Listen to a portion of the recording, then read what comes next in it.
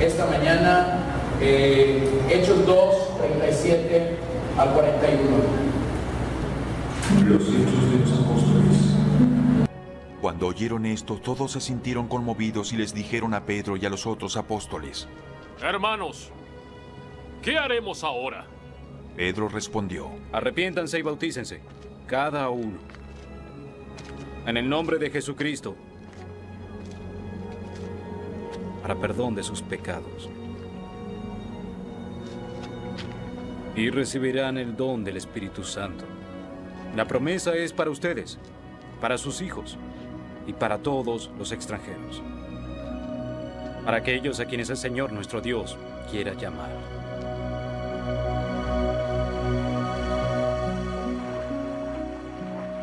Y con muchas otras razones, les exhortaba insistentemente: sálvense de esta generación perversa. Los que recibieron su mensaje fueron bautizados, y aquel día se unieron a la iglesia unas 3,000 personas. Esa es la parte final del mensaje de Pedro, el día que todo empezó en la iglesia primitiva, el día que Jerusalén fue visitado literalmente por el Espíritu Santo. Ustedes recordarán los eventos de esa mañana. Una ráfaga de viento había cautivado la atención de los que estaban dentro y fuera de la habitación donde los 120 estaban reunidos. La manera como los 120 pudieron darse cuenta que todos habían recibido el Espíritu Santo, no que unos cuantos, sino que todos habían recibido el Espíritu Santo, es que ellos tuvieron lenguas o lengüetas de fuego sobre sus cabezas. Esa fue la imagen nítida y clara de que los 120 habían recibido el don del Espíritu Santo. El tercer fenómeno o la tercera cosa inesperada que comenzó a suceder es que ellos comenzaron a hablar, como dice la versión 60, en otras lenguas. Hemos definido que la traducción mejor sería en otros idiomas. Y toda esta multitud que estaba reunida delante de ellos comenzaron a decir: ¿qué es lo que pasa con esto? Están hablando en nuestro idioma. Algunos decían: esos están ebrios. Y esta fue la ocasión en la que Pedro entonces se para, lanza un mensaje, primero explicando lo que estaba pasando en Pentecostés, segundo proclamando a Cristo. Vimos esto la semana anterior. ¿Qué proclamó de Cristo? Proclamó su vida, proclamó su muerte, proclamó su resurrección, proclamó su exaltación. Y finalmente llega a esta parte del mensaje central para entender el Evangelio, central para entender lo que está pasando en el libro de los Hechos, pero también para entender lo que está pasando en nuestros días. Tenemos que afirmar que lo que sucedió en el día de Pentecostés no fue la obra del hombre. Lo que sucedió en el día de Pentecostés fue la obra de Dios. La obra de Dios que los tomó y pasó aquel día a pecadores, en un instante a ser parte de la comunidad cristiana, a ser parte de la iglesia primitiva en la ciudad de Jerusalén. Este fue el día en el que, cuando Pedro exalta y predica a Cristo, el cristianismo surge como un movimiento contracultural, surge como una fuerza dinámica emergiendo de este evento en la ciudad de Jerusalén. De hecho, Pedro nos informa cómo es que estos primeros hombres llegaron a ser creyentes de la iglesia primitiva. Quiero observar en este pasaje 3 cosas. Quiero observar cuál fue la pregunta que ellos hicieron. Segundo, quiero ver cuál fue la respuesta que Pedro dio. Y tercero, quiero ver el resultado de una predicación centrada en Cristo. Advierto que al llegar a este mensaje hay algunos mitos del evangelismo que voy a tratar de persuadirte o de derribar en tu mente. Advierto que pudiera ser doloroso entender que ciertas frases o ciertas cosas que en algún momento escuchamos y que aún en algún momento dijimos a otra gente que no era creyente son falsas. Y a la luz de este pasaje entonces quiero entender un poquito acerca de cómo compartir el evangelio con otras personas. En nuestros días hay muchas personas que intentan ser cristianos, pero intentan ser cristianos de maneras equivocadas. Puedes pensar en el legalista, aquel que cree que ganará su salvación por obras y que está afincando todo su sistema de salvación por obras. Tengo que hacer obras para ganar la salvación. Pudiéramos pensar en el moralista, que cree que comportarse bien ganará su salvación, pero el problema con el moralista es que no deja de pecar y puede hacer una buena obra y quizás va a hacer 5 malas. Y el moralista lo único que está haciendo es jugar a la balanza. Es decir, mientras hago 2 o 3 cosas malas, pues entonces tengo que hacer 4 buenas para que la balanza más o menos se equilibre. Tampoco eso es salvación. Pudieras pensar en el ritualista, el que cree que por obedecer ciertos rituales o ciertas prácticas cristianas puede alcanzar la salvación. O puedes pensar en el sensualista, que movido por sus deseos ha reducido la fe solamente a sentimientos. Es que sentí muy bien cuando estuve en la reunión y algunos no pasan de ahí. O pudiéramos pensar en el cristiano de cuna, el que nace en la iglesia y que cuando él comienza a crecer dice, oh, nada me puede pasar, nada me puede suceder, tengo todo el favor de Dios desde que nací. Yo he estado ahí, fui presentado a los 40 días en el altar de Dios y no me meten esa bronca. Alguien pudiera decir, y hasta Gerson oró por mí. Eso no es salvación, queridos. Eso no es salvación.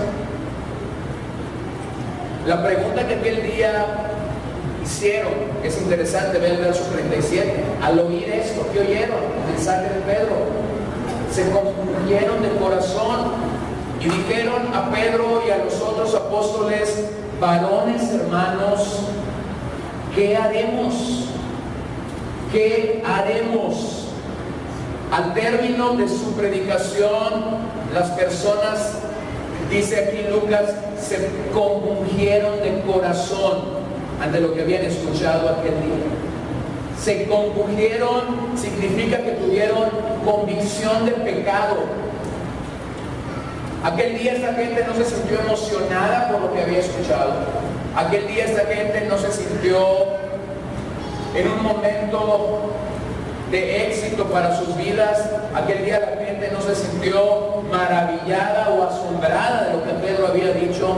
Aquel día Lucas nos reporta que la gente se sintió compungida. La palabra griega manifiesta en ese sentido un dolor intenso, manifiesta un sentido de angustia que esta gente jamás había experimentado y de desesperación. Ellos realmente habían sido convencidos de que algo estaba mal y aquel día el mensaje de Pedro estaba remordiendo sus conciencias. ¿Qué es esto a la luz de la Escritura? Aquel día la predicación de Cristo verdaderamente había quebrantado el corazón de estas personas a tal grado que estaban en un estado de aturdimiento, que sus vidas no esperaban aquel día que ellos despertaron. Ellos simple y sencillamente no esperaban que esto sucediera aquel día que ellos vinieron a la fiesta de Pentecostés. Aquel día la predicación de Pedro fue efectiva por muchas razones, pero vas a encontrar lo que Pedro no hizo. Pedro no manipuló a la gente para que tomara una decisión para ser salvo. Pedro no jugó con las emociones de las personas para que ellos fueran salvos. Su predicación, en cambio, fue una persuasión a las mentes y les convenció convenció las conciencias de sus oyentes originales acerca de la necesidad que tenían de un Salvador. Su mensaje realmente redarguyó y logró que las personas que lo escucharon aquel día se lamentaran por su condición delante de Dios. Diga conmigo, se lamentaron. Me impresiona cuando una persona no salva o impedenta, que no tiene el favor y la gracia de Dios, escucha cierta y cual charla acerca del Evangelio y el resultado que esa charla logra acerca del Evangelio es que esta persona dice algo así como, se siente bien escuchar eso. Escúcheme bien, eso no sucedió el día de Pentecostés. Aquellos 3,000 que de Una hora muy temprana a una hora más tarde ese día escucharon el mensaje de Pedro. Ellos no se sintieron bien, ellos no se sintieron cómodos, ellos no estaban felices por lo que Pedro les había dicho. Fue todo lo contrario. Ellos estaban literalmente atravesados, habían sido partidos en dos por la palabra que ellos habían escuchado. Con el paso de los años he conocido mucha gente que cuando tiene un acercamiento al Evangelio, a Cristo o a la palabra usa esta expresión: estamos viniendo a la iglesia porque nos sentimos muy bien. Déjame decirte algo, es cuestión de tiempo para que esa persona no esté entre nosotros. Tú dirás, ¿cómo? ¿Qué estás diciendo? Es cuestión de tiempo para que esa persona no esté entre nosotros.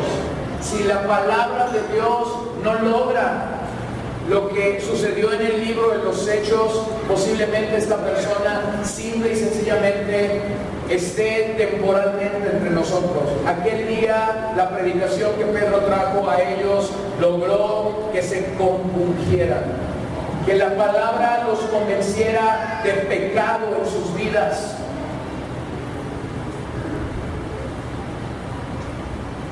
Eso contradice o contrapone mucho de lo que en nuestros días pudiéramos considerar que es una predicación exitosa.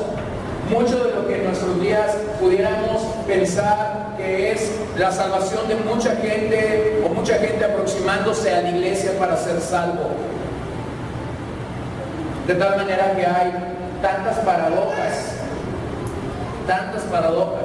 La semana pasada, mientras salíamos y mi esposa estaba conmigo y vino una persona y me dijo estas palabras que para alguien pudieran ser tan desanimadoras, tan desalentadoras, pero para mí era música para mis oídos. Esa persona me dijo simple y sencillamente: gracias por mostrarnos a Cristo.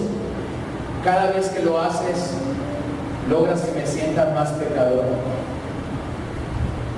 Y si eso lo escuchara a alguien que está pensando que su predicación tiene que ser efervescente y exitosa, dijera: yo no quiero que tú te sientas como un pecador.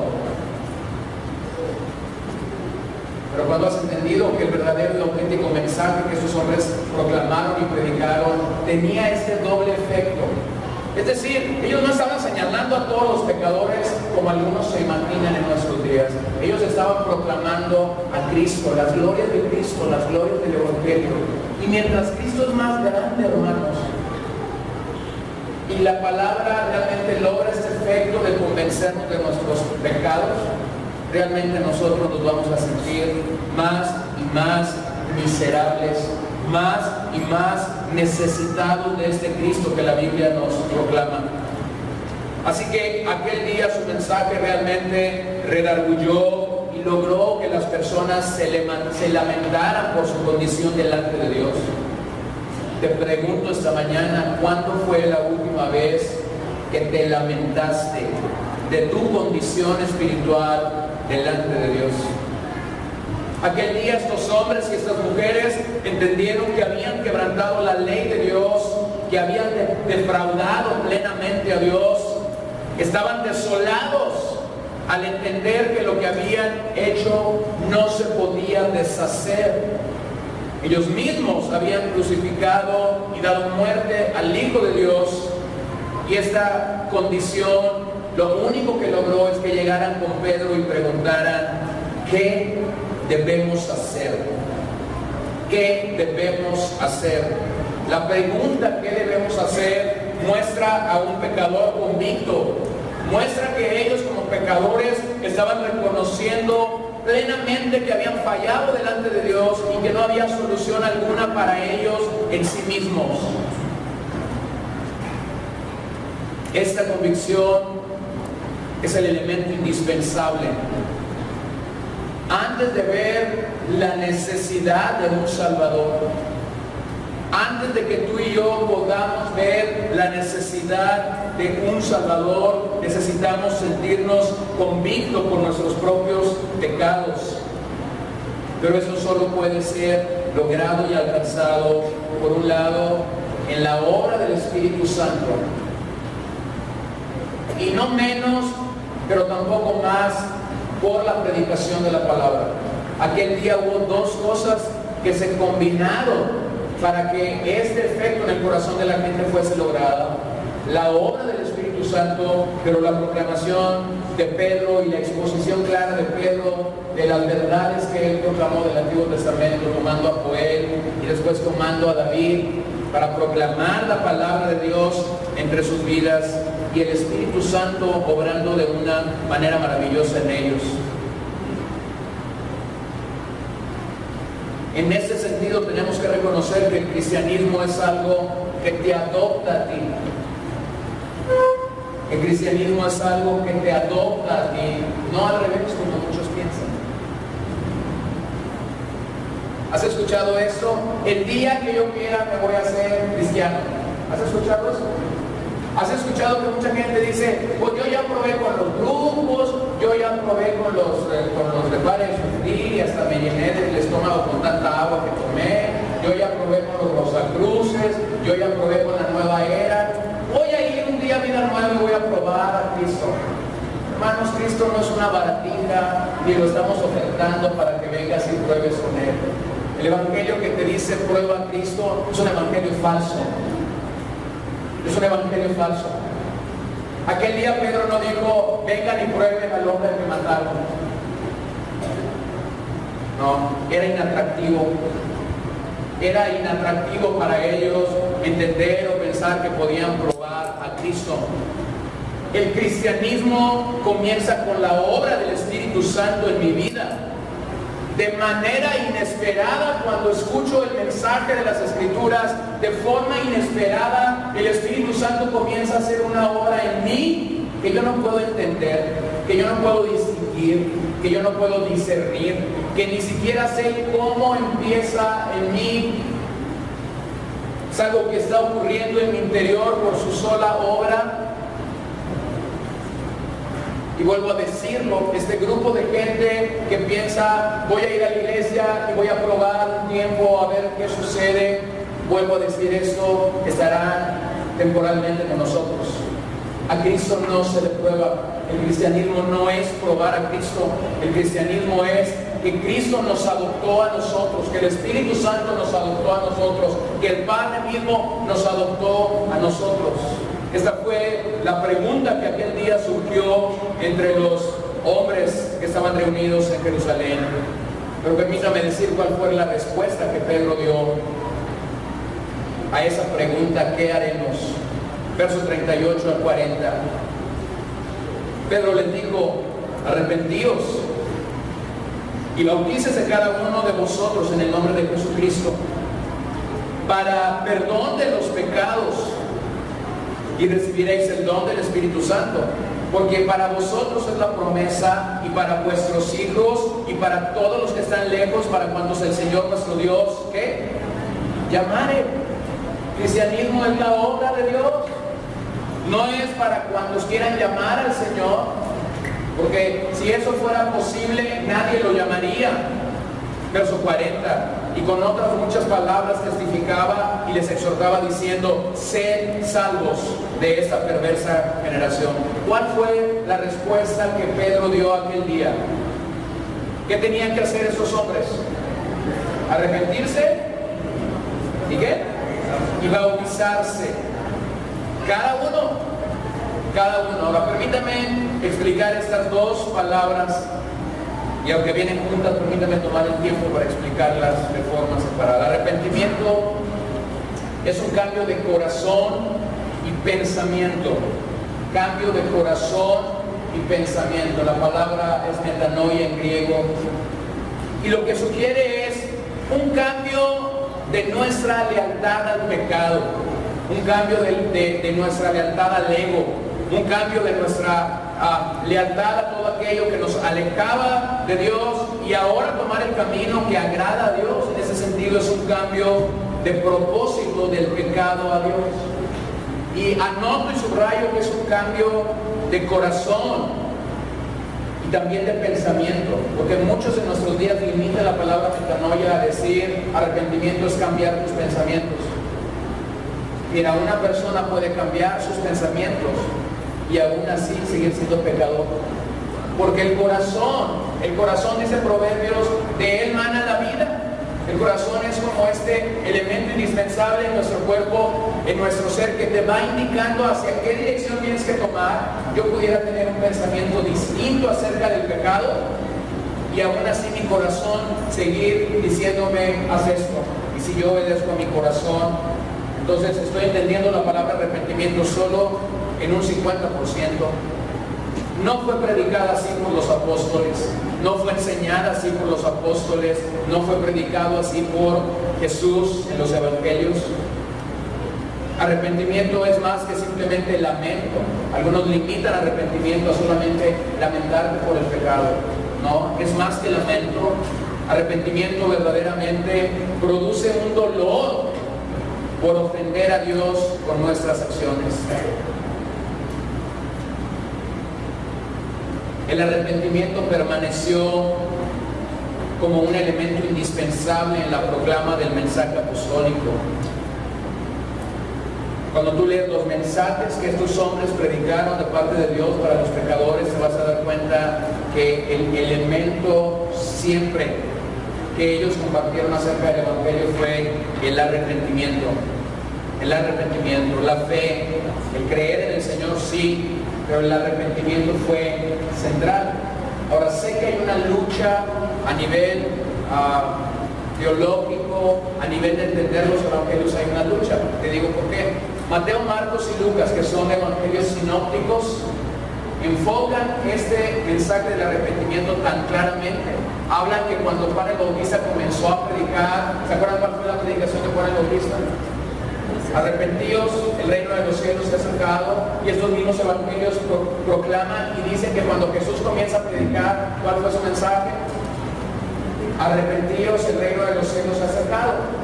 Eran evangelios sinópticos, fueron los primeros 3 evangelios que surgieron para la iglesia primitiva a temprana o mediana edad de la iglesia primitiva.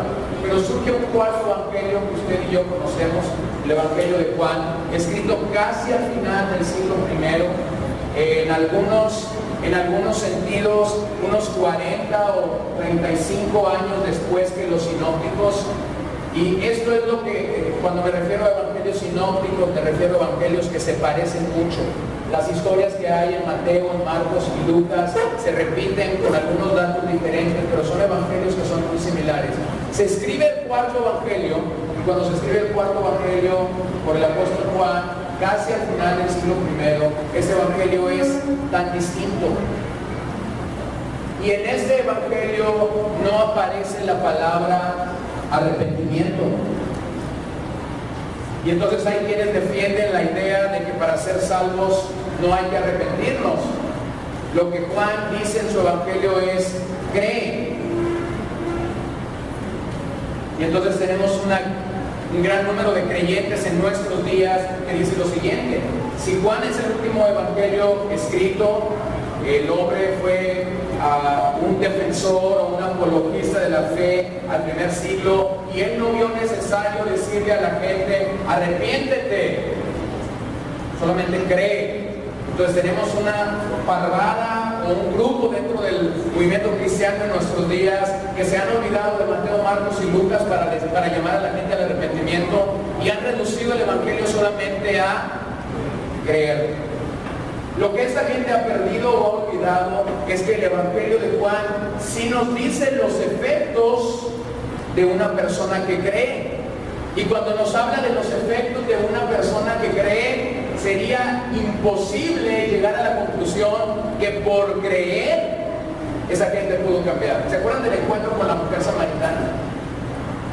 ¿Se acuerdan cuando Jesús le revela su pecado? Le habla de los maridos que había tenido y todavía le dice: y el que tienes ahora tampoco es.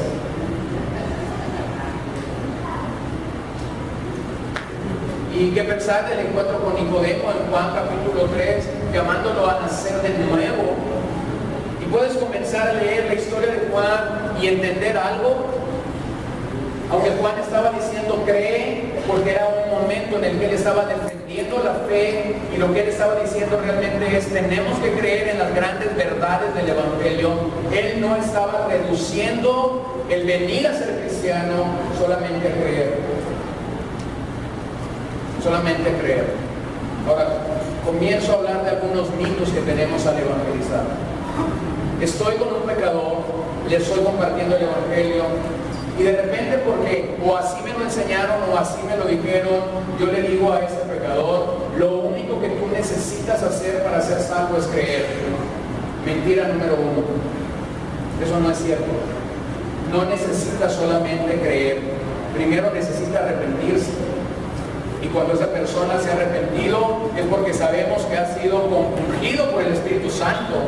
Y ese mismo Espíritu que le convenció de su pecado, le dará la gracia para creer. Entonces, mentira número uno, cuando yo comparto a alguien las buenas nuevas de salvación, ¿lo has hecho? Yo lo he hecho. Yo ya le pedí perdón al Señor, pídele perdón al Señor. No lo vuelvas a hacer, no peques más. O sea, no reduzcas el Evangelio solamente a creer. Y si te lo dijeron a ti en algún momento de tu vida, permíteme decirte que a la luz de la Escritura eso no es posible. No es posible que alguien llegue a ser cristiano solamente por creer. Solamente por creer. Sin un arrepentimiento genuino, no existe una conversión real. Si no hay un arrepentimiento genuino en mi vida, no existe una conversión real en mi mente o en mi corazón.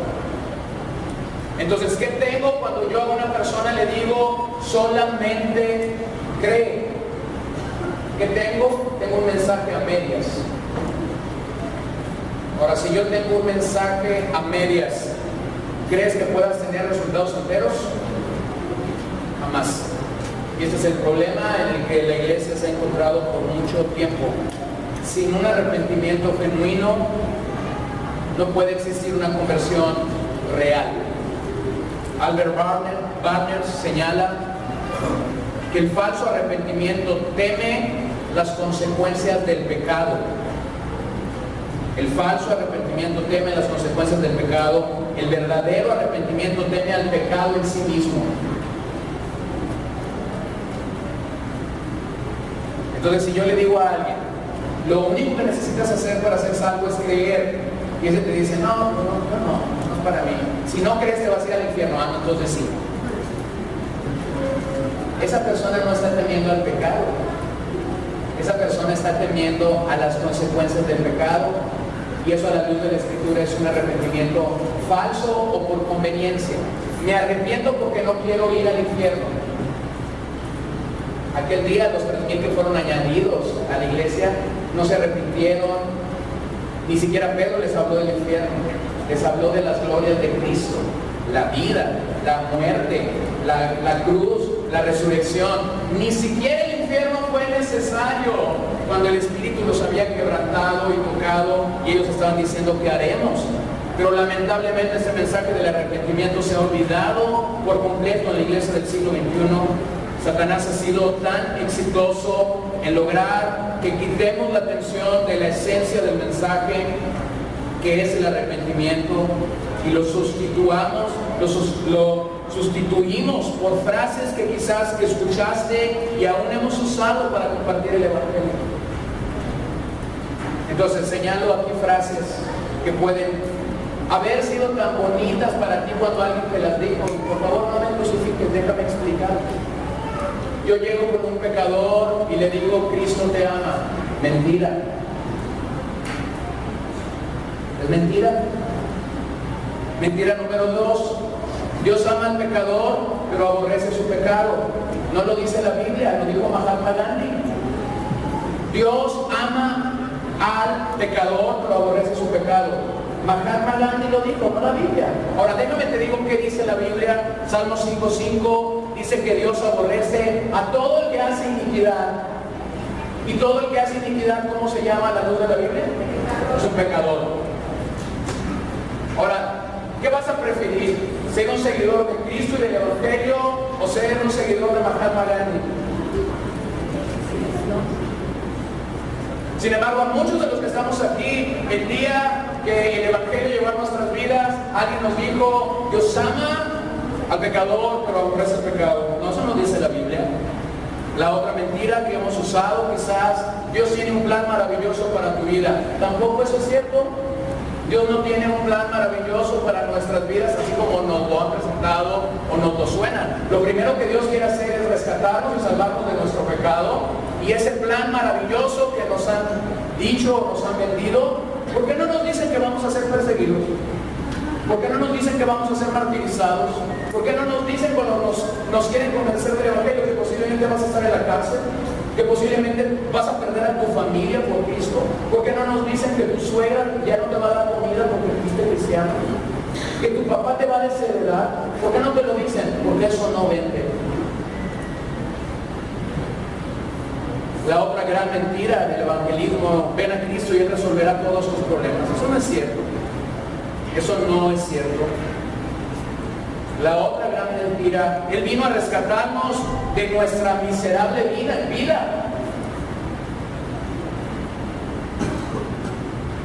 Y quizás, permíteme referirme a una que puede dolernos tanto porque la hemos amado por años. Recibe a Jesús como tu Salvador personal.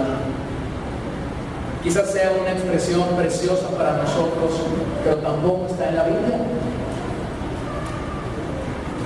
Y si está en la Biblia, por favor, venga acá, subas este púlpito y defienda con la Biblia dónde es que la Biblia en algún momento dice que tenemos que recibir a Jesús como nuestro Salvador personal.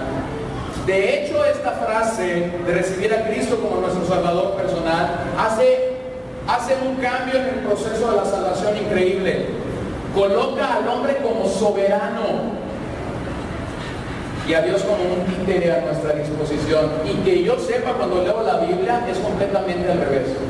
Dios es el que es soberano y yo soy quien soy un vasallo, quien soy un siervo. Él no es mi títere, Él es soberano. Ahora ya desarmé todo esto y usted pudiera decir: ¿y ahora qué hacemos? ¿Sí, no? ¿Ahora qué hacemos? Sencillo: predica arrepentimiento. Pero es que nadie se va a convertir, pastor. No es tu obra, es la obra del Espíritu Santo. Es que nadie me va a querer escuchar. No es tu obra, es la obra del Espíritu Santo. Ninguna de estas serie de expresiones que dije son ciertas. Pueden ser atractivas y pragmáticas cuando un pecador las oye. Un pecador se puede sentir atraído, está ahí todo golpeado y lacerado en su vida. Él se ha dicho esa mañana, se ha visto al espejo y se ha dicho esa mañana: nadie me quiere, mi vida no tiene sentido, nadie me ama. De repente llega un buen intencionado cristiano y le dice: Cristo te ama. Y esa persona dice: esto funciona para mí. Esa propuesta acaba de pasar a ser algo pragmático para esa persona. Funciona. Ahora, yo no tengo ningún problema en entender que Dios nos ama. Sí nos ama, pero en ese sentido de que se lo digas a un pecador no es la mejor manera de compartirle el Evangelio. Háblale del arrepentimiento, llévalo al arrepentimiento, permite que la obra del Espíritu lo convenza internamente de su pecado, muéstrale la Biblia y que él comience a ver cómo el amor de Dios se ha manifestado en nuestras vidas aún sin entenderlo. Conclusión de estas frases es que estas frases han dado aparentemente mucho fruto. Y aquí está el problema de nuestros días. Estas frases pueden llenar estadios. Bueno, yo puse una que era clásica cuando yo era un niño: Gran Cruzada de Milagros. Ven por tu milagro. Y con unas letras de ese tamaño, con el evangelista fulano de tal. y en letras chiquitas como para que nadie la viera, se predicará Cristo. Estadios llenos, increíblemente llenos, decisiones múltiples, gente levantando sus manos para recibir a Cristo. Y después de 20 y 30 años de estadísticas te das cuenta de algo. Cuando se pregunta dónde quedaron estos 10,000 de los estadios, dónde quedaron estos 5,000 de los estadios, te das cuenta que no quedaron en ninguna iglesia, no quedaron en ninguna congregación. ¿Qué fue aquello entonces lo que sucedió en ese lugar? Permítame decir a la luz de lo que estoy hablando, ¿qué fue aquello? Eso fue una falsa conversión, no fue genuina. Porque aquel día que estos 3,000 fueron salvos por Dios, Lucas nos aclara algo increíble. Aquel día 3,000 creyeron y fueron añadidos a la iglesia. ¿Y cómo sabemos que fueron añadidos a la iglesia? Porque se bautizaron.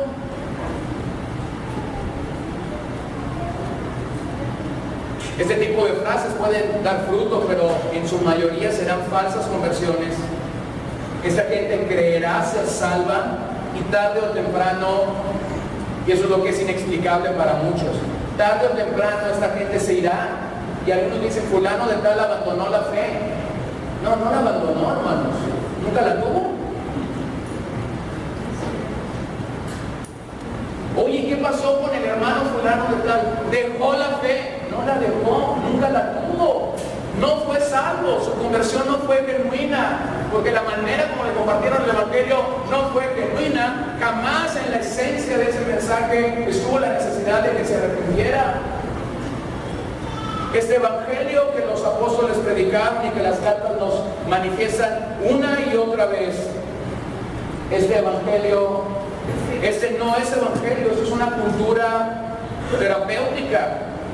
El centro es el bienestar del hombre, el centro es la autoestima, el centro es la autorrealización, en fin, es un buffet de ofertas al gusto del cliente, donde el entretenimiento y el embaucamiento de ministerios exitosos aparentan ser verdadera piedad.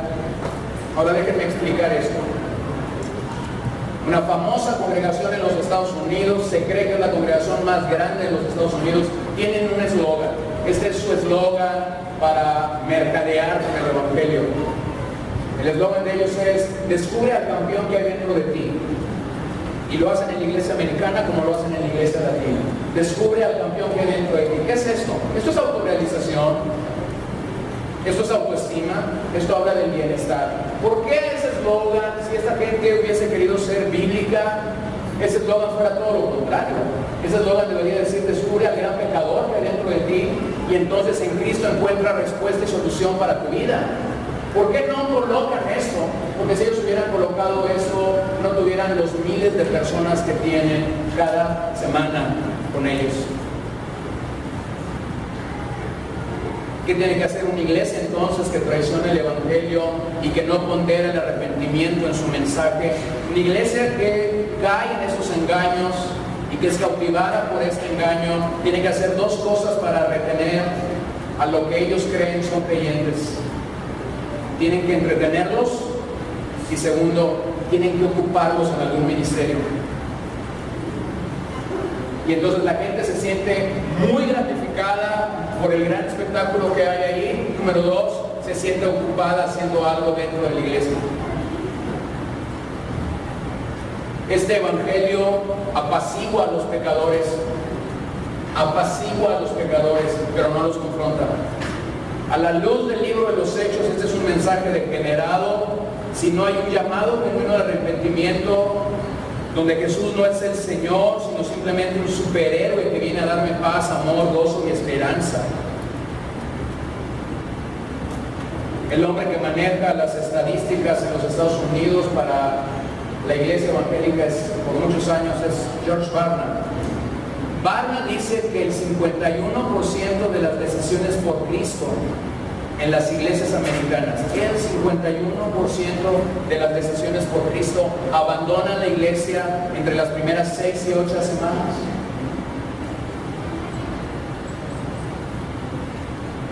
De cada 100 personas que hacen una profesión por Cristo en los Estados Unidos, 51 dejarán de ir a la iglesia en los primeros 2 meses. y vaya usted a saber cómo andan los 49 que se quedan. Estas estadísticas se callan y se ocultan bajo la alfombra de la discreción evangélica. Y un gran número de agencias evangelísticas en nuestros días, cuando no ven resultados a la vuelta de un año, de 2 años, dicen lo siguiente: lo que salió mal en este proceso fue el seguimiento a los conversos. Cuando las estadísticas están ahí presentes y aparentemente eran 10,000 los que habías tenido contacto, pero al final te das cuenta que solo quedaron 20. Están estos tremendos estadistas diciendo lo que en este proceso falló fue el seguimiento que se le dio a estas personas. A la luz de lo que estoy compartiendo, lo que falló no es el seguimiento. Lo que falló fue la proclama hacia un mensaje de arrepentimiento. ¿Qué tenemos que hacer? Tenemos que elevar el arrepentimiento cuando predicamos a Cristo. Tenemos que hablar sobre la necesidad del arrepentimiento. Es por estas conversiones falsas que tenemos que el ministerio de una iglesia se complica. Por conversiones falsas llegamos a tener agotamiento pastoral. Pastores que no saben qué hacer con estas cabritas, que no son ovejas. Los obreros que deberían estar ocupados ganando almas se frustran, se amargan cuando están viendo el comportamiento de esta gente. Aquellos hermanos en la congregación que tienen un don maravilloso de Dios para hacer algo, están frustrados porque dicen: pastor, el hermano fulano tal, nomás no avanza. Y tercero, eso causa una reputación para la iglesia tan desagradable. La gente dice: si todos allí en esa iglesia son como fulano de tal, un falso converso, no queremos nada con Cristo. La realidad es que muchos pueden invocar el nombre de Cristo, pero no apartarse de la iniquidad que caracteriza a este mundo. Hermanos, eso es serio. La iglesia está compuesta de una gran cantidad de falsos conversos que han invitado a Cristo en su corazón, han hecho una oración, pero permítanme anotar, no son salvos. No son salvos. Este es un estudio que ha tomado a muchos hombres de antaño y a muchos hombres de la actualidad llegar a conclusiones muy serias, pero creo que uno de los más serios en nuestros días es Ray Comfort.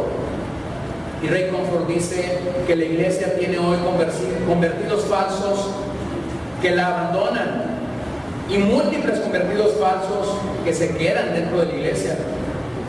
A.W. Tozer hace unos años dijo: millones de personas han sido conducidas a algún tipo de experiencia religiosa por aceptar a Cristo y jamás han sido salvas. Y de eso nos advierte nuestro amado Señor Jesucristo cuando relató la reina de todas las parábolas, la parábola del sembrador.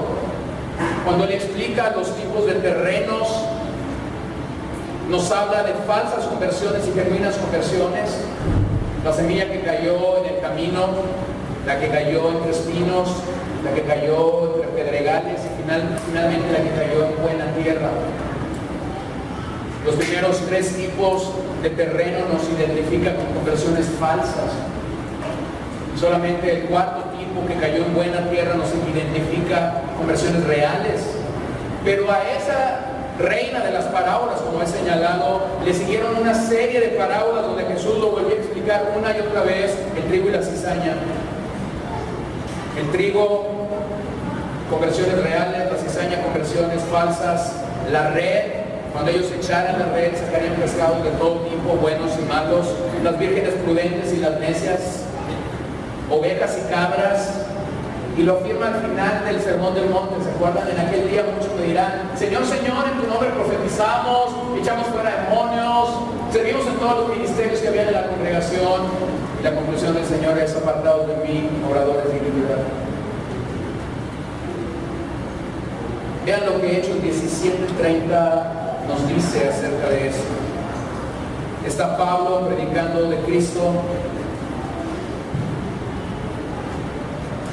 Atenas. Pero Dios, habiendo pasado por alto los tiempos de esta ignorancia, ahora manda a todos los hombres en estos lugares, en todo lugar, que se arrepientan. Que se arrepientan. Pero ha sido mucho más fácil para algunos decir, ahora manda Dios delante de todos los hombres que repitan una oración. Escúchame bien, he visto a mucha gente repetir una oración para recibir a Cristo y no ha pasado nada absolutamente. Porque una oración no tiene la capacidad de salvar a una persona. Vuelvo a insistir en esto. Este es otro mito del evangelismo. Una oración, la oración del pecador no salva, hermanos. No salva. Tan no salva que aquí habemos varios que le hicimos 10, 15 veces. Y no me vas a dejar mentir. ¿Sí o no? Yo sí la hice, no sé, 10, 15 veces. Tan no salva que tú has creído que el clímax al que tienes que llevar a un pecador para que sea salvo es que repita una oración y al día siguiente ese pecador está más vivo que muerto. ¿Sí o no? No. El mensaje era, necesitas arrepentirte. Necesitas arrepentirte. Walter Chantley ha dicho, esta no era una nota opcional para la trompeta apostólica, sino la melodía, el tema de sus instrucciones para los pecadores. Hablar simplemente de recibir a un Salvador personal elimina el imperativo crucial del mensaje de los Hechos. El imperativo no era recibir a Jesús como un Salvador, el imperativo era arrepiéntanse. Arrepiéntanse. Ahora, ¿cómo es que sabemos que una persona se arrepintió? Bueno, algunos decimos, ya hizo la oración del pecador, ya se arrepintió. No fue la manera como Pedro identificó que se habían arrepentido. Por eso es que él dijo, ¿qué haremos?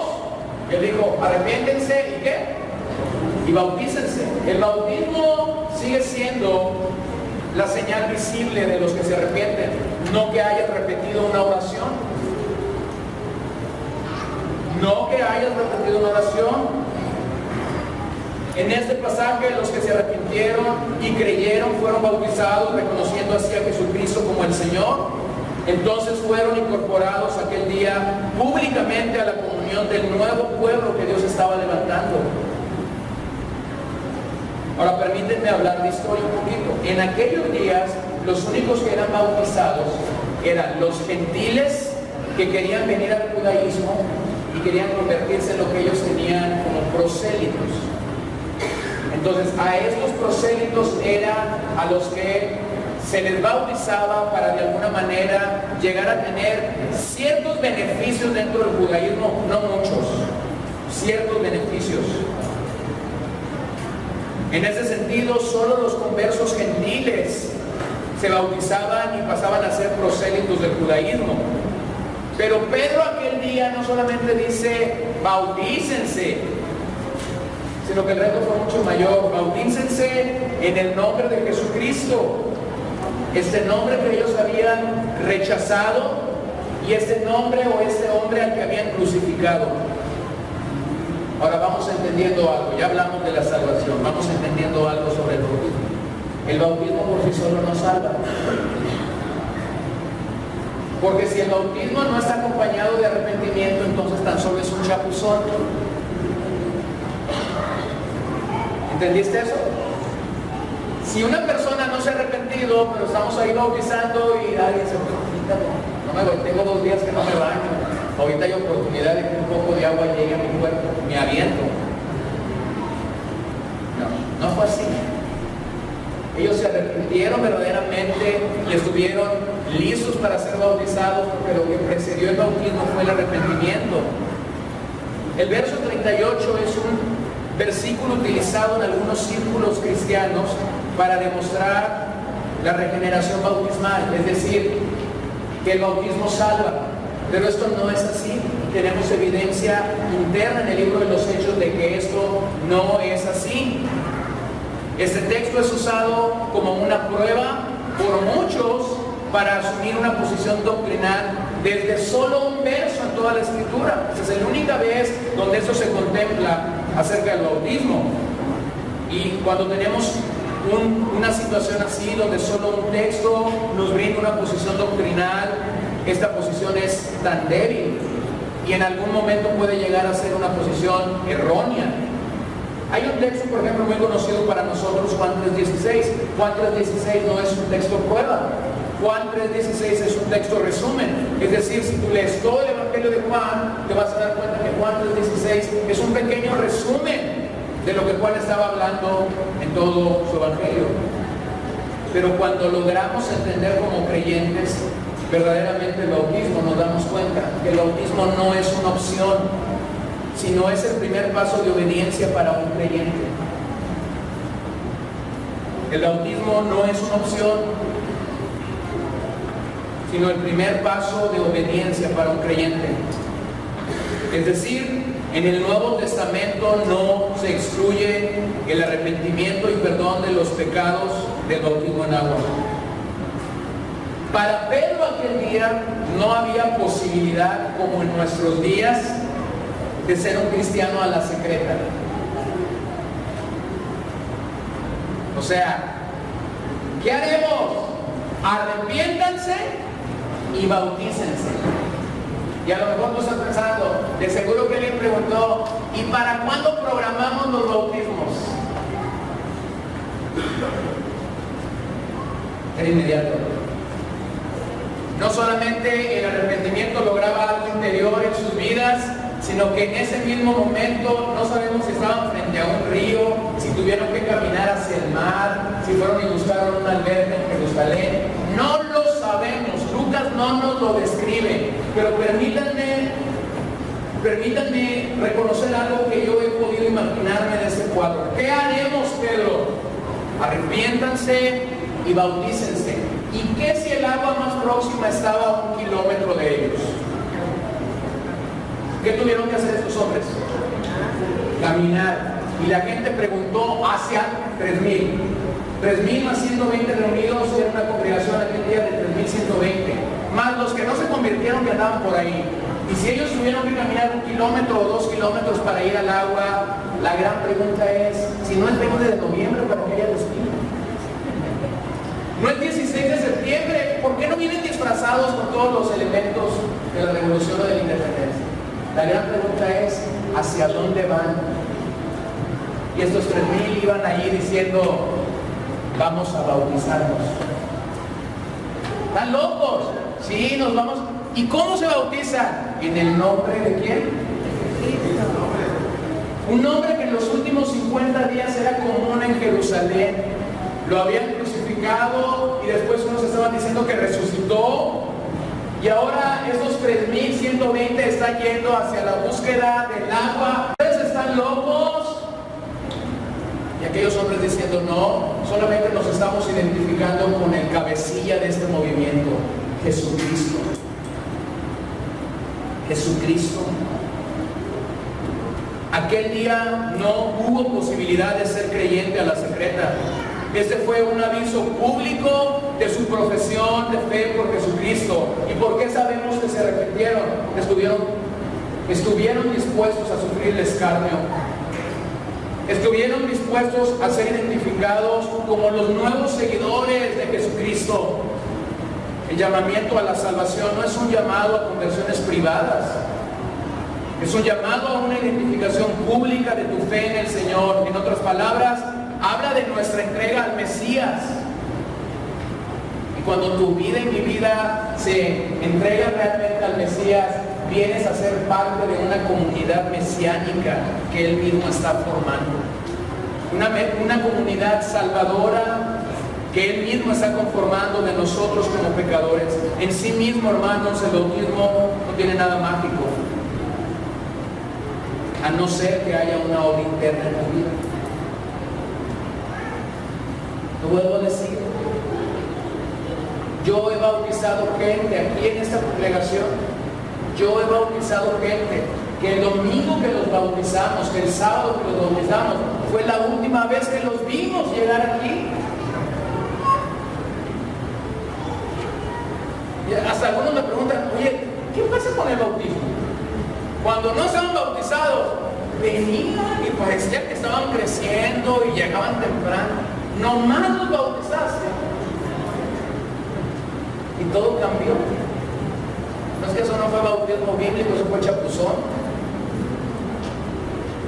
Y yo juego la broma siempre, no, si yo hubiera sabido que eso iba a pasar, al momento de echarlo para atrás, lo dejo un poquito abajo a ver si moría bien.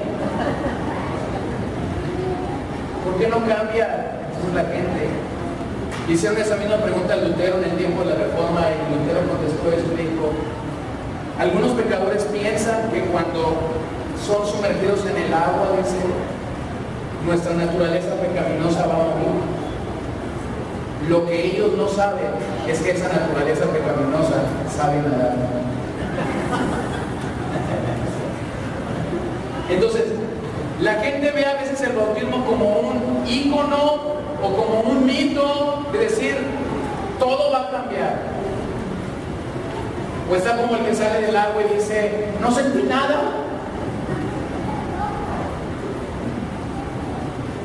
No era para eso. Simplemente era una identificación con el Cristo que te salvó.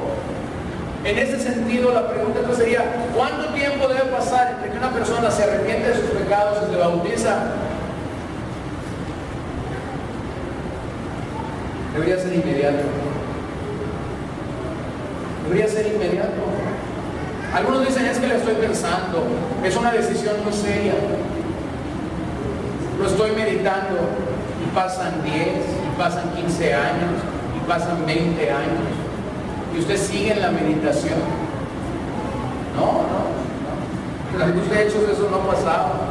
Luego también inventamos en las iglesias el famoso curso bautismal. No, hermano, es que si usted no pasa por 30 lecciones acerca de la vida cristiana, usted no se puede bautizar. Mentira. Aquel día en el libro de los Hechos, Pedro no dio ningún curso de bautismo. Aquel día en el libro de los Hechos, Pedro dijo, arrepiéntanse, y entonces bautícense. Y cuando fue la gran comisión, lo vemos tan claramente, ir por todo el mundo y predicar ¿qué? El Evangelio. Bautizándolos en el nombre del Padre, del Hijo y del Espíritu Santo. Y después, ¿qué dice? Y enseñándoles. La enseñanza no está antes del bautismo. La enseñanza está ¿cuándo? Después del bautismo. Y te voy a decir por qué razón. Le voy a decir por qué razón está en ese orden. Cuando una persona realmente se ha bautizado, realmente en este sentido que estamos hablando y se ha identificado con Cristo, tienes ahí a un discípulo. Tienes ahí a una persona que está diciendo, no me importa lo que mi papá dice, lo que mi mamá dice, lo que mis amigos dicen, no me importa si mi foto va a salir en Facebook. Sí, porque esa es la otra, ¿no? Luego ponen cada condición, ¿no? Mira, pues bien pero no me tomé ninguna foto.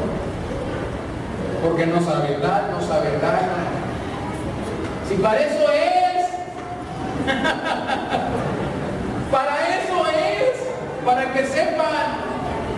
Entonces, mira, si tú tienes a uno que quiere ser enseñado, pero no está dando el primer paso de obediencia, es como enseñarle a un necio. Y al necio le dices 1, 2 y 3. Y luego al necio te dice 2, 3 y 1. No me entendiste, a ver. 1, 2 y 3. No, es 3, 2 y 1. No, a ver, mira, te lo voy a explicar en griego. Y comienza uno a mentarse su orden. Y él no lo entiende. Ahora en hebreo. Tienes a un necio, no tienes a un discípulo. Y simple y sencillamente esa persona nunca va a dar fruto porque tienes a alguien que no se ha identificado con la causa.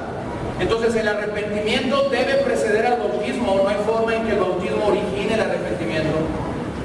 Este versículo entonces no habla de un bautismo regeneracional.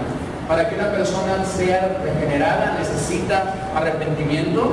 Tampoco este bautismo, la gran pregunta de algunos grupos es que ahí dice que es en el nombre de Jesucristo y ese es el bautismo que vale. La respuesta te la acabo de dar. La razón por la que fue el nombre de Jesucristo el bautismo que Pedro proclamó ese día es porque con este hombre al que habían crucificado, con este hombre al que habían rechazado, Pedro les estaba diciendo, necesitan identificarse con él. Digo, porque luego pasa, miren, de repente gente migra de congregación a congregación. Llegaste a una congregación donde te bautizaron trinitariamente, es decir, ya te bautizaron en el nombre del Padre, del Hijo y del Espíritu Santo. Caes en una congregación donde creen en que el bautismo es en Jesucristo. Y ya llegó un cliente para el bautismo. Entonces te dice, no, ese que tú traes no vale, te tienes que bautizar en el bueno. ¿Cuál es el bueno para ellos? El nombre de Jesucristo. Ahora déjame, se lo voy a poner al revés. Se lo voy a poner al revés. Nos cae en esta congregación alguien que fue bautizado en el nombre de Jesucristo. Entonces viene así, ya vamos a bautizar y llega esta persona y no sabe cómo decirlo. Ay, pastor, pues tienes que hallar opinión así, me bautizaron en el nombre de Jesús. ¿Verdad que me tengo que volver a bautizar trinitariamente? La respuesta es no. Usted ya se bautizó, usted ya se identificó con Cristo. Eso tampoco es entender la inmensa doctrina de la Trinidad. Usted ya se identificó con el Evangelio.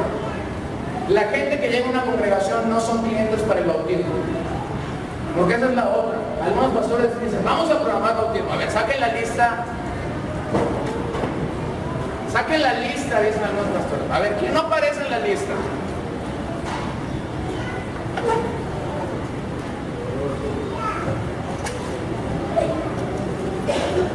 Saquen la lista, dicen algunos. No está la hermana Juanita, no está la hermana Panchita, no está el hermano este otro que va llegando, este otro que se duerme siempre y que cuando explica sobre el bautismo pues no se ha bautizado porque no entiende.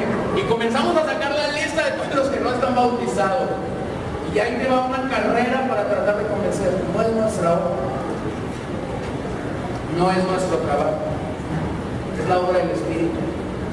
Y cuando una persona, se los he dicho muchas veces, cuando una persona está lista para ser bautizada, usted no tiene que esperar una fecha simbólica, ¿no? Normalmente bautizamos 2 veces al año, no tiene que esperar que sea la Semana Santa o que sea el mes de septiembre y octubre. Cuando usted está listo para ser bautizado, simple y sencillamente venga y dígame, ¿quiere ser bautizado? Y buscamos el canal, el río, la alberca o el agua más próxima nuestra para que sea bautizada o bautizado. Usted no tiene que esperar tiempo para dar ese paso. Entonces, el Nuevo Testamento no admite la idea de ser un creyente genuino sin ser bautizado. Una persona podría convertirse y bautizarse por sus propias fuerzas, sin haber confiado realmente en Cristo para su salvación. Sí. Una persona podría haberse acercado a una iglesia y aún ser bautizado y no ser salvo. La respuesta es sí. Pero una persona no puede venir delante de Dios realmente sin arrepentimiento y sin dar el primer paso de obediencia, que es el bautismo. Entonces aquel día estaban sucediendo ambas cosas en Jerusalén. Romanos 6, 3 y 4 y Romanos 6, 10 y 11, no los voy a tocar, voy a brincar algunos pasajes por cuestión de tiempo, pero afirman acerca del bautismo. El bautismo cristiano se da a causa de que nuestros pecados han sido perdonados. Entonces, aquel día el nombre de Jesucristo debía ser invocado y confesado. Para ello era necesario el arrepentimiento, como lo es para nuestros días. Necesitamos invocar y confesar el nombre de Jesucristo como nuestro Señor para verdaderamente arrepentirnos. La razón por la que fue en el nombre de Jesucristo es porque a Él lo habían rechazado y con Él tenían que identificarse para ser verdaderamente salvos. Este era un reconocimiento de su autoridad, de su doctrina, de sus demandas, y hablaba de un sometimiento pleno a aquel que había dado la vida por ellos. También aquel día el bautismo y el don del Espíritu Santo estuvieron asociados. Ahora permíteme decirte, muchos se bautizan como un paso místico para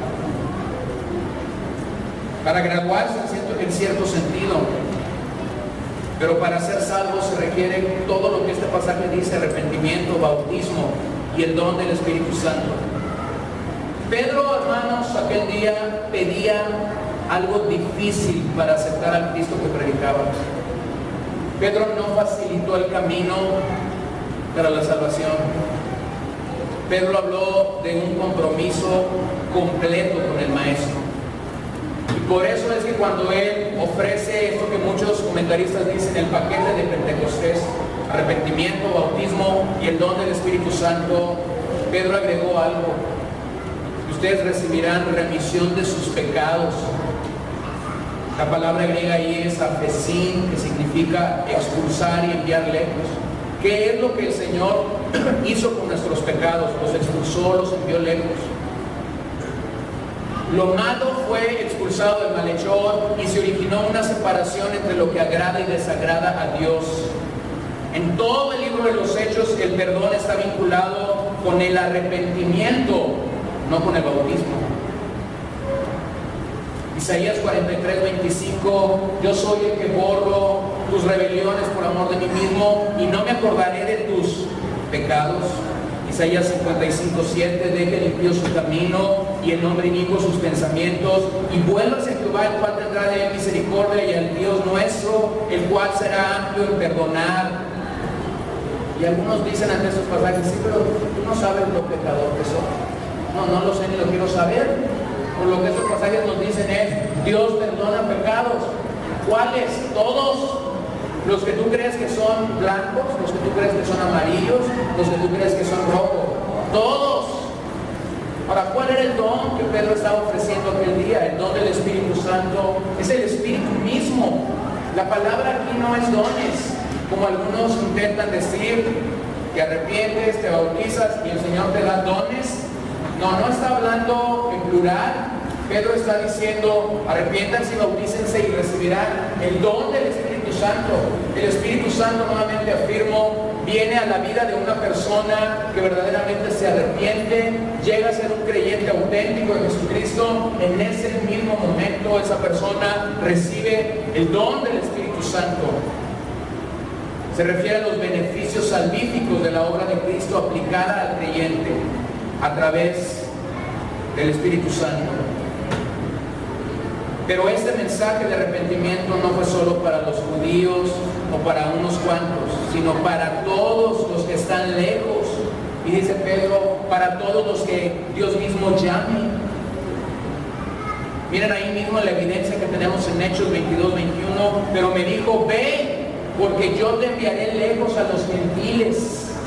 Y luego en Efesios 2:17, y vino y anunció las buenas nuevas de paz a vosotros que estabais lejos y a los que estaban cerca. El Evangelio no era solo para los judíos, era para los gentiles, para los que estaban cerca y para los que estaban también lejos. Pero esta expresión, para cuantos nuestro Dios llame, es increíble reconocer esta expresión. Si el hombre está muerto en sus delitos y en sus pecados, es por esta misma razón que rechaza el Evangelio cuando presentas el Evangelio. ¿Qué milagro tiene que ocasionarse para que esa persona pueda llegar a la salvación? Número uno, Dios mismo tiene que llamarnos a la salvación. Y Pedro aquí lo está aclarando en este maravilloso mensaje el día de Pentecostés. El Evangelio es para los que están lejos como para los que están cerca. Pero Dios tiene que llamarte.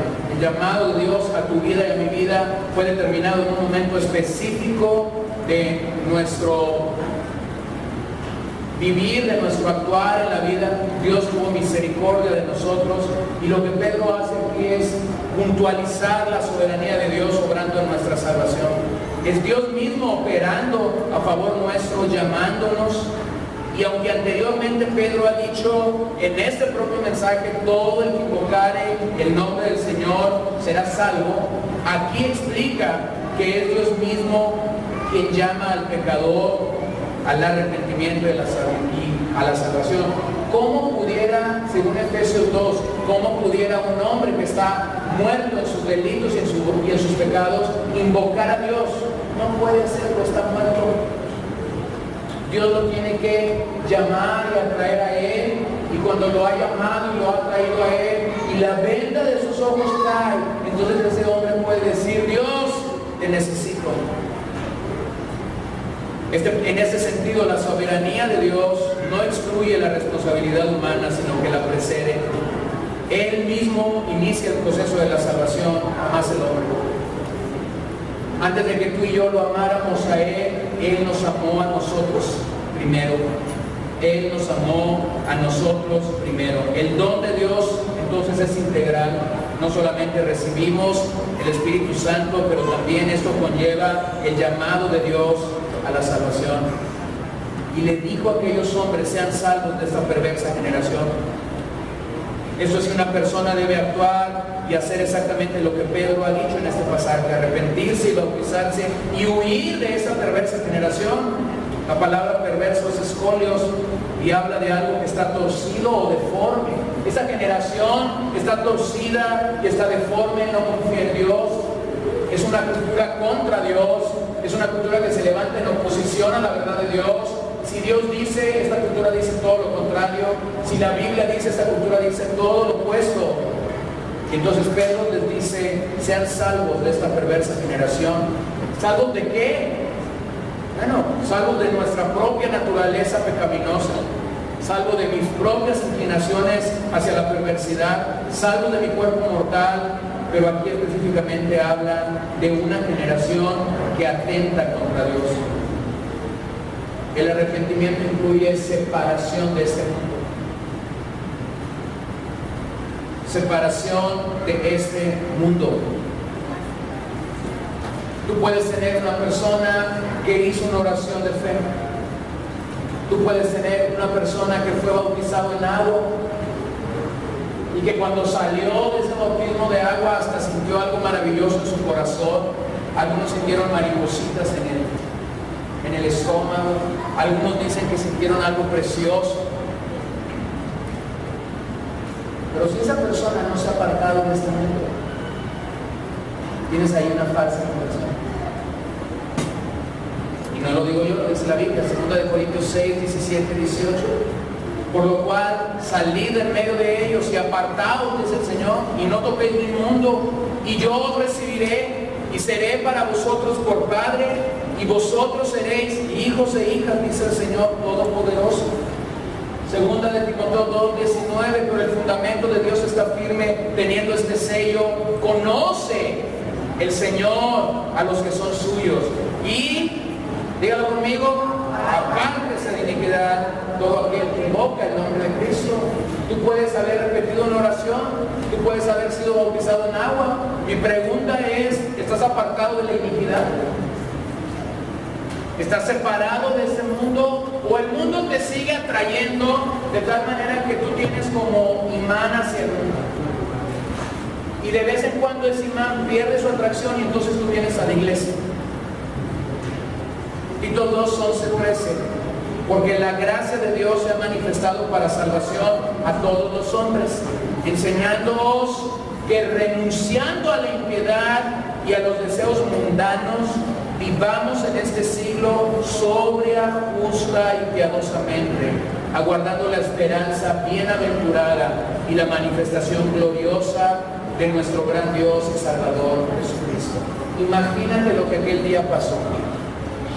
Los 3,000 que estaban caminando hacia el río, el mar, la alberca o donde fueron bautizados, estaban diciéndole adiós a muchos de sus amigos que vivían en pecado. Aquella caminata de identificación con Cristo era: ya no más podemos ser amigos,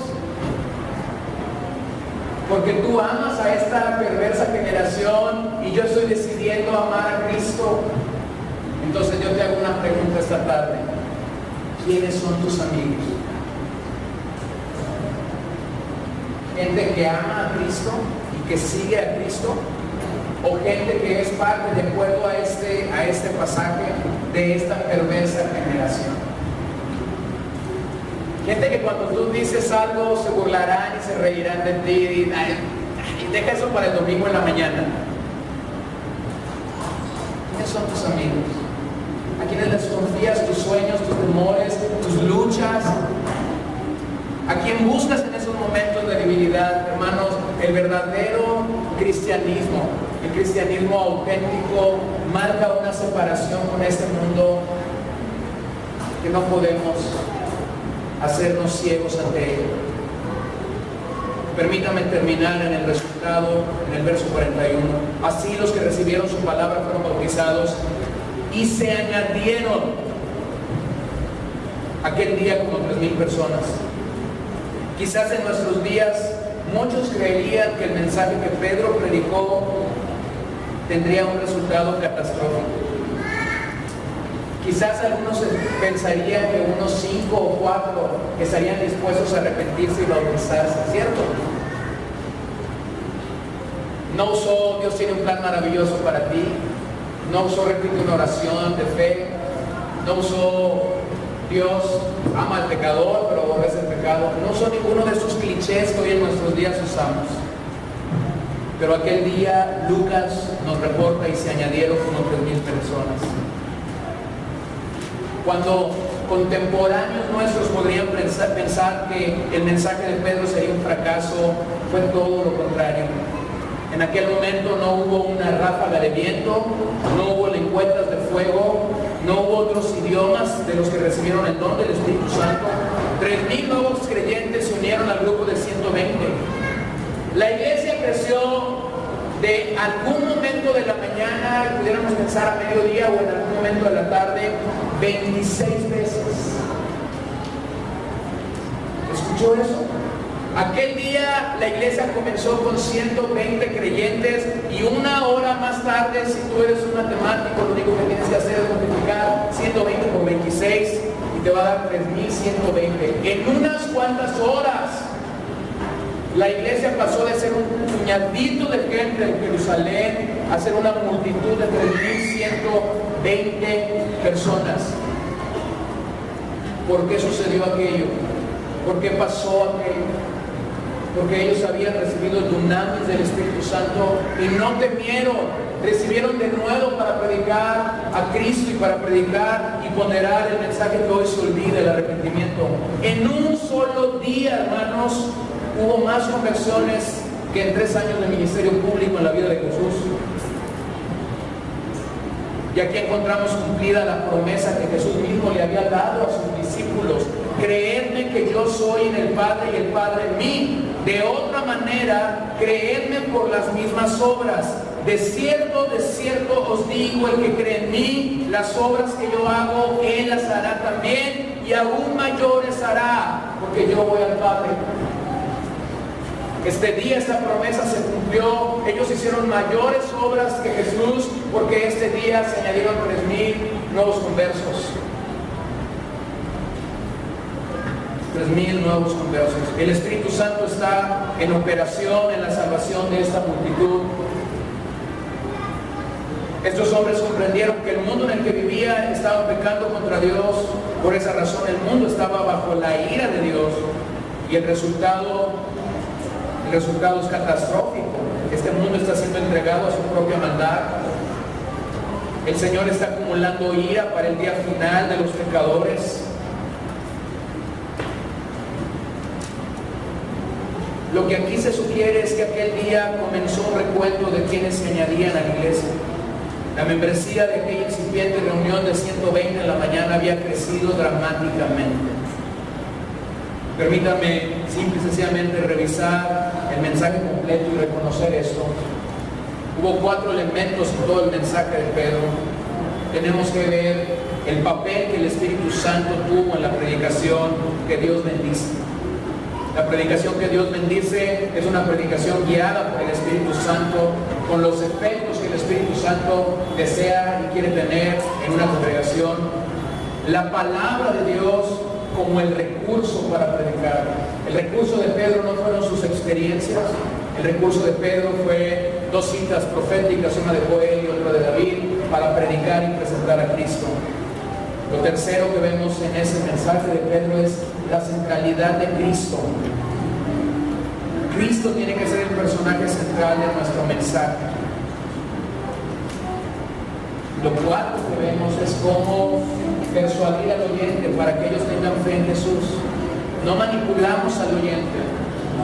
No debatimos algo queriendo convencer al oyente con métodos o manías humanas. Permitimos que la propia predicación de Jesús los persuada. Y entonces, como Lucas lo proclamó y lo declaró en su último capítulo del Evangelio, tomando las palabras mismas propias de Jesús, nosotros podemos también decir y que se predicase en su nombre el arrepentimiento y el perdón de pecados en todas las naciones, comenzando desde Jerusalén. Entonces, ¿cuál es el mensaje olvidado? El arrepentimiento. Si yo no puedo usar todos estos recursos para querer convencer a la gente de que sean salvos, si todos estos recursos son inventos humanos para lograr que la gente sea salva, ¿qué debo de hacer cuando predico a Cristo, hermanos? Tienes que llamar a la gente al arrepentimiento.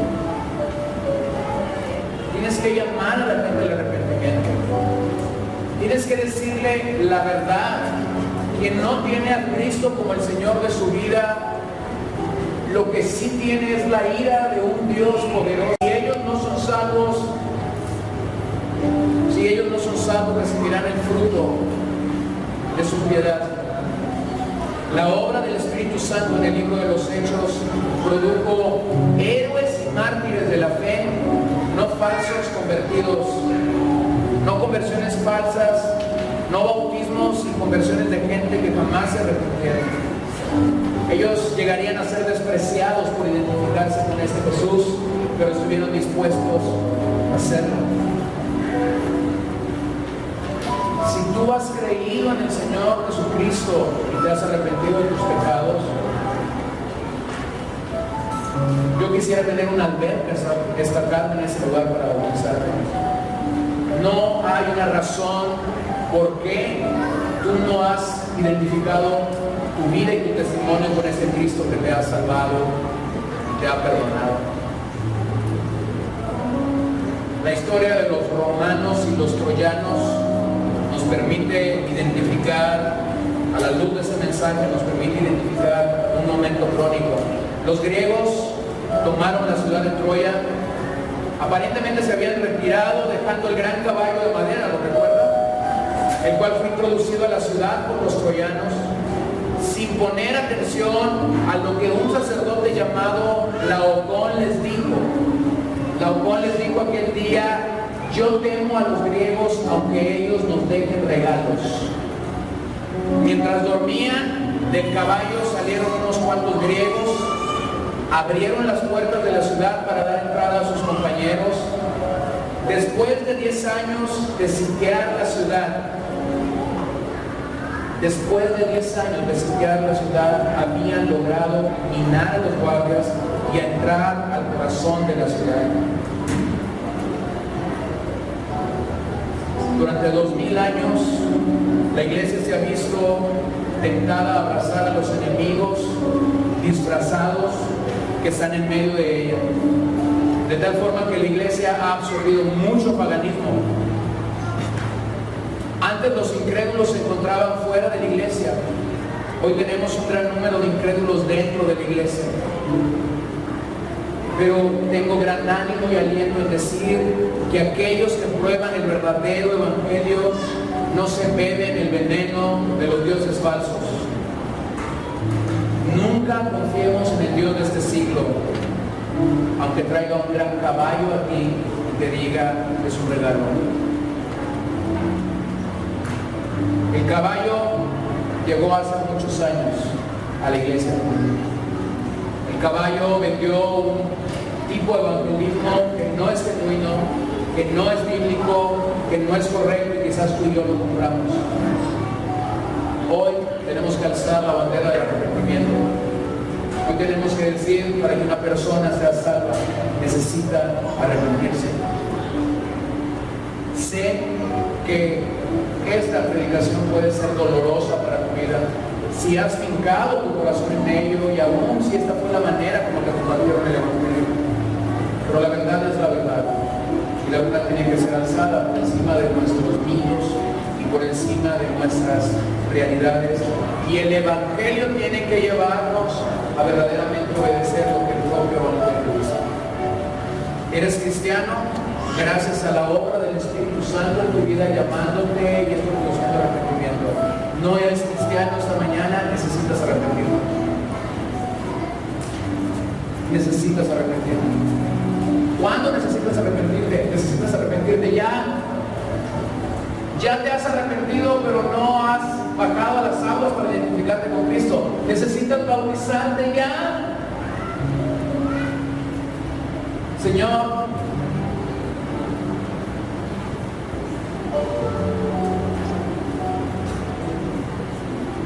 tu palabra es viva y eficaz.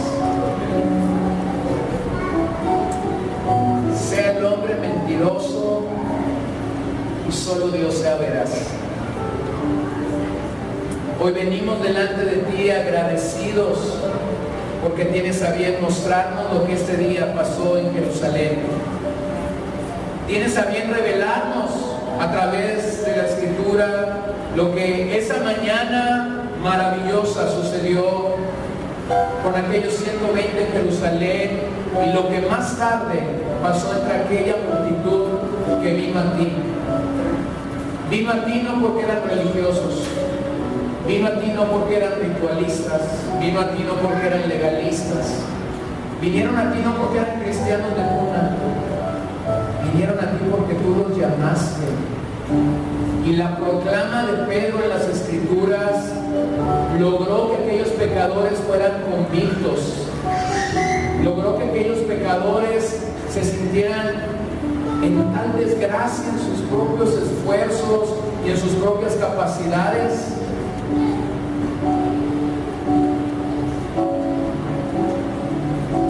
Mientras más te conocemos, ayúdanos a identificar aquellas áreas de nuestras vidas en las que te necesitamos. Quebranta nuestro corazón, quebranta nuestro orgullo, muéstranos auténtica y verdaderamente a Cristo. Y permite que mientras más y más nos convencemos de que las Escrituras tienen que ser abiertas para nosotros, podamos apreciar tu amor por tus hijos, podamos apreciar tu amor por tus ovejas y cómo ahora tú nos estás guiando a través de tu palabra.